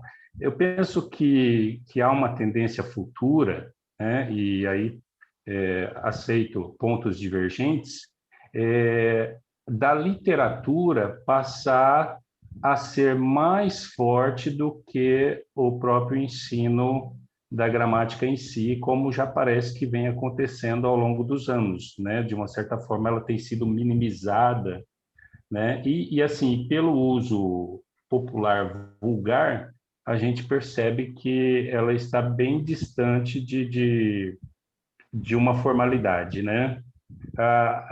Aí eu queria dizer o seguinte: o que você, Faraco, vê de pontos confluentes e divergentes entre os países lusófonos em se tratando de língua? Eu até acho que, ponto de vista, né, pessoal meu, lógico, né, que poderia sim o Brasil passar a se declarar como língua brasileira ou língua portuguesa brasileira, né? Eu sei que tem professores, por exemplo, lá da África, em específico Moçambique, acho que chama Nignome, o nome dele, se não me falha a memória. Ele fala sobre que não deveria chamar literatura africana, mas sim literaturas africanas em língua portuguesa, né? Será que com relação à língua portuguesa também isso poderia acontecer? Eu acho que eu consegui formular uma pergunta razoável, né? Me desculpe, talvez eu não tenha tido tanto êxito na formulação, mas como que você vê, em específico, essa questão das confluências e divergências, né, linguísticas dos países? Porque tem aí a comissão, né, os comitês de língua portuguesa, que você já mencionou, que tentam trazer uma aproximação. E há países que discordam, né? Portugal oferece resistência, por exemplo, né? Gostaria de ouvir um pouco você sobre esses comentários que eu fiz. Então, eu queria... Obrigado, Marilda, pelas suas questões. Só voltando ainda à questão de como a Espanha, como a língua espanhola tem uma política que patrocina a unidade na diversidade, e o português não tem isso. O Instituto Cervantes admite no seu corpo docente professores dos mais diferentes países, não só espanhóis. Há chilenos, argentinos, uruguaios, colombianos, mexicanos, de diferentes nacionalidades que são contratados pelo Cervantes sem nenhum problema. O Camões tem explicitamente proibida a contratação de professores brasileiros, né? Então, acho que isso já é também um sinal de política linguística muito interessante, né? Que o próprio Instituto promotor da língua, na Espanha, acolhe a diversidade, né? Porque aposta na unidade, e o Instituto Português proíba a diversidade, porque não aposta na unidade. E acho que você diz bem, né? Tem uma questão, efetivamente, uma questão política, né, importante, que é Portugal, um país pequeno, margem na Europa, 10 milhões, precisa se apresentar, né, manter uma figura internacional. E eles percebem isso e acham que é importante desvincular-se do Brasil sempre que possível. Quando interessa, não. Quando interessa, estão juntos. Mas é muito raro que estejam juntos. No discurso, sempre. No discurso, sempre. quando você pega aquelas cimeiras de presidentes da República, né, que há entre Brasil e Portugal, os documentos são maravilhosos, de união, de unidade, de fraternidade, de colaboração. E virou as costas, nada daquilo funciona e serve para alguma coisa. Então, essa é uma questão crucial da língua portuguesa, eu acho. E, além disso, o fato de que na África não existe, evidentemente, uma língua portuguesa, todos os que já se relacionaram com a África sabem disso, há muitas línguas portuguesas, né? Então, assim como você diz literaturas africanas de língua portuguesa, você também tem que dizer as diferentes variedades da língua portuguesa que se praticam na África. E um dos grandes aspectos dessa realidade é que o português na África ele é falado basicamente como segunda língua, né? O número de falantes do português em primeira língua é ainda insignificante, de certa forma, né? Veja que em Moçambique é 10, 12, talvez 15%, não sei se chega a 15% o percentual de falantes de português como língua primeira. Então, a maioria dos falantes é falante de português de língua segunda e, claro, o substrato linguístico, a língua primeira, é extremamente variada, né? Seja em Moçambique, seja em Angola, em Cabo Verde também, embora haja uma relativa unidade linguística, o cabo-verdiano é muito variável, né? Das ilhas do sul e das ilhas do norte, e, portanto, isso aí tem uma interferência sobre o português como segunda língua. E isso vai dando características próprias e diferenciadoras, né? Então, um complicador, né, na nossa história. Não conseguimos unir os dois países hegemônicos para uma ação de unidade, né? E, ao mesmo tempo, enfrentamos uma realidade que é extremamente diversa, né? Muito diferente, por exemplo, da realidade que o espanhol enfrenta. Então, eu sou muito pessimista, sabe, com relação ao futuro da língua portuguesa nesse sentido. O número de falantes está aumentando e vai aumentar na África significativamente, em função da explosão demográfica que se prevê para os próximos 50, 80 anos. Mas, como força de língua internacional, eu vejo muita dificuldade. Os fóruns são fóruns em que a palavra unidade, cooperação e colaboração estão sempre presentes, mas nunca na prática, nunca na prática. Há um confronto sempre entre os países de língua portuguesa. Nós conseguimos, no Instituto Internacional, por exemplo, da Língua Portuguesa, nós conseguimos excelente articulação Brasil-Moçambique, excelente articulação. A Angola se coloca numa posição contrária a todo mundo, sempre, né? E Brasil e Portugal têm esse problema de não resolverem as suas diferenças, né? Mas também de não explicitá-las, certo? Então, é uma questão política muito complicada. Muito difícil. A gente trabalha com umas coisas de lusofonia também, mas a gente sempre fala assim, são as lusofonias, as línguas e as culturas, né? Que é um mundo muito diferente, diverso, né? Bom, pessoal, tem mais alguma questão aí? Porque o professor Faraco também já está conosco faz 2 horas e pouco, né? Ele chegou cedo e ele também tem direito de descansar, porque nós aproveitamos muito dele hoje, então a gente já pode parar. Mas alguma perguntinha assim, fora de hora, um pouquinho, acho que dá, né, professor Ronaldo? Né, professor Nancy? Mais alguma coisa, gente? Não, eu só queria agradecer mais uma vez a fala do Faraco, a gentileza por responder as dúvidas, enfim. Parabéns mais uma vez pela sua fala, Faraco. Obrigado, Ronaldo. Eu queria acrescentar, Ronaldo, aí a fala do Faraco também, e essa pergunta do Amarildo, um texto do próprio professor Faraco, de 20 anos atrás, né, sobre a questão da língua, aqui na revista Línguas e Instrumentos Linguísticos, Amarildo, se chama A Questão da Língua, revisitando Alencar, Machado de Assis e Cercanias, né, para discutir um pouco essas línguas, as modalidades do português ao longo da história, e vale muito a pena. E agradecer mais uma vez, professor, prazer ouvi-lo. Ok, Obrigada. obrigado. Obrigada. Agradecer, acho que todo mundo queria agradecer, mas para a gente não ser repetitivo, né?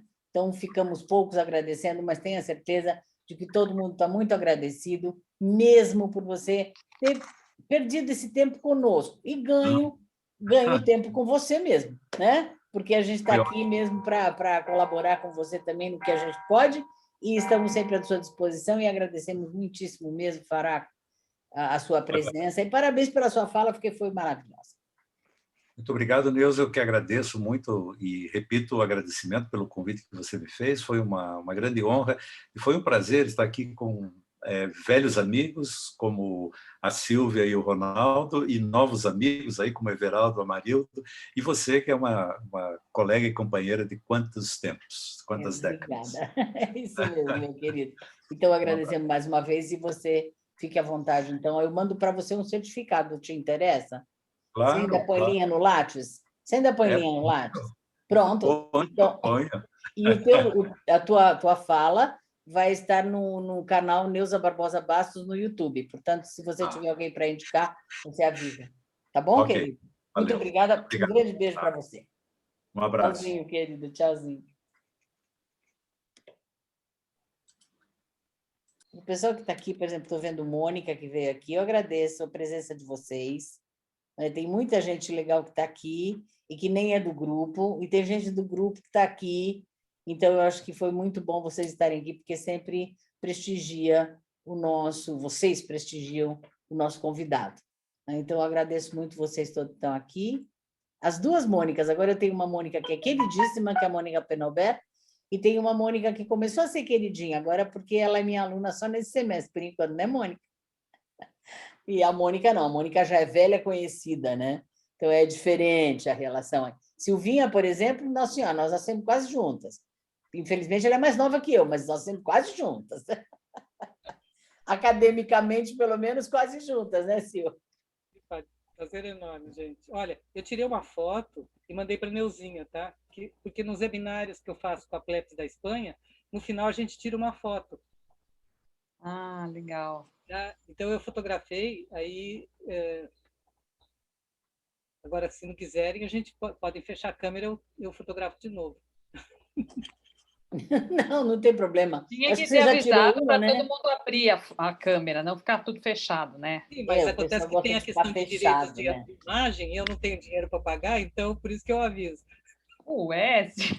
Com certeza, mas fala, olha, quem quiser aparecer, por favor, quem quiser aparecer na foto, aparece, por favor, Vitinho, por favor. As Aparecidas. Luara, as Aparecidas quer fazer o favor, Patrícia? Nancy Aracá, que já apareceu, Ana Carolina, tá aí a Paula Vignol, a Raquel, a Natália. Vamos lá, gente, um sorriso aí que a Silvinha vai tirar uma foto nossa. Não precisa passar perfume nem batom. Não precisa, só sorrir. Pronto. Tirei. Ah, peraí, a Luara entrou agora. Vamos lá, de novo. A Luara apareceu. Ei, Luara.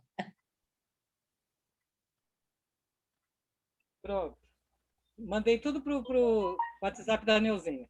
Tá bom. Pronto. Depois, quem quiser, pede que eu mando, tá bom? Pode mandar para a gente publicar. Aqui é feriado. Eu quero. Todo mundo. Professora Neuza, obrigado por me convidar.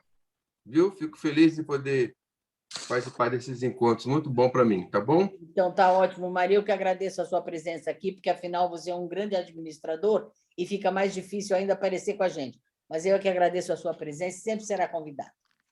Obrigado. Beijo para você, todos. querido. Tchau. Aqui é feriado, viu? Aqui é feriado, mas nós estamos trabalhando aqui. Aqui não é feriado. Aí é feriado? Sim, dia de Florianópolis. Aniversário de Florianópolis. Dia de Floripa. Que lindeza. Pois nós aqui vamos ter feriado. Aqui em São Paulo a coisa está feia, né? Se você está acompanhando. Porque, estou falando assim para nós estamos agora num momento de pandemia, fase roxa. Aí, então nós vamos parar todo mundo, só na sexta-feira, tá? Vocês vão trabalhar segunda, terça, quarta e quinta, sexta-feira a gente para. Escuta, se está roxo, para já, né? Não. Então você não entende muito bem qual é a lógica do nosso governador da calcinha a vácuo. Você não entende a lógica de nada. Na escola, as mães estão surtando porque vai parar. Elas não querem que pare. Claro que elas não querem. Lógico. Porque ninguém mais aguenta filho, a verdade é essa. É isso mesmo. Oh, É triste isso, que mas é verdade. triste. É verdade. É isso aí. Ninguém mais aguenta, porque a gente está em casa, a escola fechou, né? A gente isso. está de novo em casa. Aí elas falam, por que vai parar se os professores estão em casa? Não tem porquê. Porque pelo menos as crianças ficam 6 horas paradas na frente do computador, né? Agora, imagina todo mundo parado a semana inteira e não pode sair na rua. Quer dizer, não pode sair na rua, todo mundo sai. Leva as crianças para casa dos professores, Nancy. É ruim, já tão grande, graças a Deus.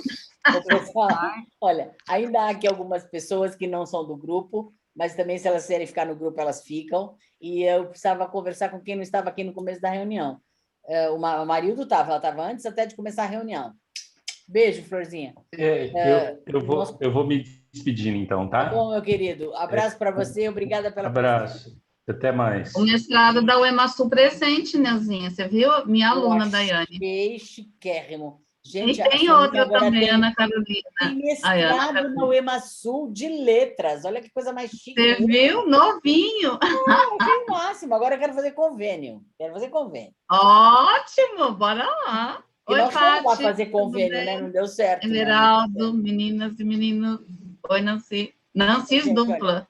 A Nancy participa comigo da UEMASU na graduação, né, Nancy Aracaki? A Patrícia também, parceiras em lusofonia. Muito bom. Olha, vejam só. O que eu estava querendo falar é o seguinte: nós estamos com um prazo aí muito restrito, porque hoje é 23, e no dia 30 nós temos que apresentar nossos bonecos. No começo da reunião, nós fizemos um levantamento. Quem tem boneco, quem não tem boneco. Aí ainda não terminou o boneco, ou terminou o boneco, enfim. Quem tiver o boneco, vai trazer no dia 30, apesar de São Paulo estar em feriado, nós também vamos trabalhar, e aí nós vamos apresentar os nossos bonecos para a gente ouvir as críticas dos colegas. E daí a gente põe a mão na massa, porque nós temos que entregar isso até no máximo, vamos falar assim, agosto, final de agosto, né? O máximo até 15 de setembro, porque depois tem que fazer toda a junção dos textos, né? Para a gente poder mandar para a gráfica e ter o livro publicado em abril. Então, nós temos que continuar com esse nosso andar meio rápido, né? Então, dia 30, a gente vai estar aqui para mostrar os bonecos. Tá Às 14, Neuzinho, 14h30. Bom, você podia também, não tem nada. Podia ser 14h30, sem problema nenhum. Também é feriado, então tanto faz. Nós estamos no feriado, nós estamos trabalhando normal, igual se não tivesse feriado. Então, o que vocês preferem, 14 ou 14h30? Eu mando o convite para que horas? Você que sabe. Tanto faz, para mim está ótimo. Então, tá bom, vai. Então, a gente vai às 14 mesmo, que dá tempo de Neuzinha, e sair. Neuzinha, oi. O livro que você tinha indicado para a Neuci, para a gente fazer, é o Política do Idioma, do Celso Cunha. Só que eu e a Sônia já fizemos um artigo sobre ele. E aí eu acho que seria ruim eu mesma falar da mesma obra. Não, eu não acho ruim. Vocês não podem falar só dela. Né? O que vocês têm é que fazer aí uma comparação, fazer um acréscimo de alguma outra obra que esteja falando da mesma coisa na mesma época, porque você tem que mostrar o quê? Você tem que mostrar qual era a política, o que isso tem a ver com a linguística. Né? Então, por exemplo, Nancy e eu estamos trabalhando com Paulo Freire e Ezequiel Teodoro da Silva. Não, Paulo Freire está com a Maria Lúcia. Esse é com a Maria Lúcia. Então, Ezequiel Teodoro da Silva, ele é linguista, e o Paulo Freire, educador. Então, nós estamos observando o que é que eles falam a respeito de leitura na mesma época e buscando ainda todos aqueles que falaram de leitura antes deles para eles falarem o que eles dizem naquele momento, né? Então, acho que é um pouco isso que a gente vai fazer também com o Everaldo, né? Nós estamos lá buscando quais foram as diretrizes educacionais e como é que isso foi colocado no livro de um sujeito que é o Otton. Então, são essas relações que estão sendo estabelecidas. Então, Patrícia, eu não acho nenhum problema vocês falarem de novo, mas não só. O só é que seria bem pesado, né? Porque aí, meu Deus, já falou uma vez, fala outra, não vai mudar nada. Eu, por exemplo, já tenho, sei lá, eu acho que uns 4 entre capítulos e artigos falando do professor Evanildo. Mas cada hora falou de um aspecto, cada hora falou de uma coisa, né? Tem até um livro que a gente fez, que vocês estavam juntos, eu acho, que é o nosso livro do professor em homenagem ao professor Evanildo Bechara. Então, a gente sempre fala das mesmas pessoas, mas com aspectos diferentes, pontos de vista diferentes, né? Certo? Eu posso falar, Neuzinha? Fala, Soninha. Ô, querida, como você sabe, né, a gente já tinha feito um boneco, eu com outro companheiro, e agora a gente, né, vai refazer a dupla. A obra é a mesma ou você indica outra? Quem indicou aquela obra? Foi você ou foi seu parceiro? Foi meu parceiro. Então, você não pode fazer a mesma, né? Porque você não vai pegar a obra dele e fazer o teu trabalho, né? Não, sim, eu compreendo. E aí, do novo parceiro, você não tinha indicado ainda não, né? Porque eu preciso... Não, mas eu acho que você deve escolher, Soninha. Você deve escolher. Depois, se você quiser, a gente troca umas ideias, que eu tenho um monte de livro aqui. Não, perfeito. Não, perfeito. É isso aí. Beleza, obrigada. A gente conversa, tá, ok. porque eu tenho todos os livros ainda, eu posso passar alguma indicação para você. Tá bom? Aliás, obrigada, você tem também aquela relação que eu mandei para vocês, aquela primeira, você tem? Já dá Sim. uma olhada lá, porque aqueles livros eu tenho e não são difíceis de comprar, que eu comprei tudo na estante Não, tá virtual. bom. Dá uma olhadinha e depois a gente conversa. Beijo, obrigada. Essa relação, se você puder passar para mim, eu agradeceria bastante. Você não eu tem, tenho o Everaldo? livro do Otton Garcia, mas eu não consegui ainda. Eu comprei pela internet o livro da Caiafa, mas não chegou ainda. Né? Mas o do Otton, eu já estou com ele aqui. Tudo bem, a gente vai fazer o boneco para te e você apresentar. entra junto do boneco, mas depois você faz junto com a gente o artigo. Então, existem algumas coisas que a gente tem que dar o jeito, né, Everaldo? Então, não fica aborrecido, não. Eu pensei que você tivesse essa lista, mas eu mando para você. Eu vou escrever, porque senão eu não mando nada. Eu digo que mando e não mando. E se por acaso Mas, não meu mandar, bem, se você colocar no Neuzinha, grupo, também pode rever, né? Como é que é, Soninha? Se você colocar no grupo, todo mundo revê, aí fala se tinha dúvida. Não, sabe o que acontece? Aquela disfarçada, hein? Não é isso. É que, veja, a primeira lista que Nancy, Ronaldo, Seda e eu fizemos foi uma lista ampla. Depois nós fomos afunilando. A última lista que eu tenho já é a lista fechada com quem vai fazer o quê. Então, eu preciso mandar a outra lista. E essa, eu posso mandar essa e vou mandar outra também, né? Você quer também, né? Mas que entendi. Quem mais quer? Todo mundo quer, eu mando para o grupo. Pode me mandar também. Manda todo mundo quer, isso, todo mundo quer. Então, para o grupo. Eu preciso sair, para que eu tenho uma grupo. Agora eu ponho assim, olha, enviar para Everaldo e Sônia para o grupo. E não ponho o quê? Amanhã não lembro mais. Envia parabéns, né, Neuzinha? Todos fazem aniversário no mesmo dia. Que bom, né? Aí você gente, fala, que era ela mesmo? vai mandar bronca. A lista de livros, né? A lista de livros para o H. Neuzinha, preciso sair que eu tenho reunião de RLJ agora. Então vai, minha flor. Olha, boa reunião para você. Depois a gente se conversa, que agora nós temos mais tempo. Nós estamos vamos conversar. Não, que mais tempo? Nós vamos conversar quando? Amanhã tem o CEP, depois tem o aula quinta-feira, amanhã inteira. Eu também. Amanhã tenho aula o dia inteiro. Eu dou aula de manhã à tarde, como você sabe. Quarta-feira é um negócio horroroso para mim. Mas quinta-feira eu estou mais folgadinha. Aí a gente conversa. Depois da minha aula, então, a gente conversa na quinta-feira. Tá bom? Beijo. Pessoal, foi muito bom ver o rostinho de vocês todos, porque é sempre muito gostoso ver a carinha de cada um, né? Não pode dar aquele abraço, mas beijo, né? Porque eu não dou abraço, dou beijo, gosto de beijo. Recíproca verdadeira, Neuzinha. Eu estou louca para ser vacinada, mas eu estou escapando muito, sabe? Eu estou com 71. Pode não. Vai lá, porque minha mãe tomou vacina, não aconteceu nada. Eles estão fugindo de mim, caramba. 71, mulher. Minha mãe não fala, agora estou a 72 para cima. Eu falo, gente, vou fazer 72 em maio, os caras não me chamaram. A minha mãe não virou jacaré, pode ir. Eu vi o seu voo. Estou falando que eu vou. Eu vou e se eu virar jacaré, eu serei a Guga, né? A Cuca. A Cuca. Você é jovenzinha, não chegou a tua idade ainda. Vai lá que não vira jacaré. Minha mãe tomou Coronavac. Vai firme. Bom, queridos. Um beijo grande para todo mundo. Beijo. Gente. Tchau. Tchau, gente. Fica com Deus.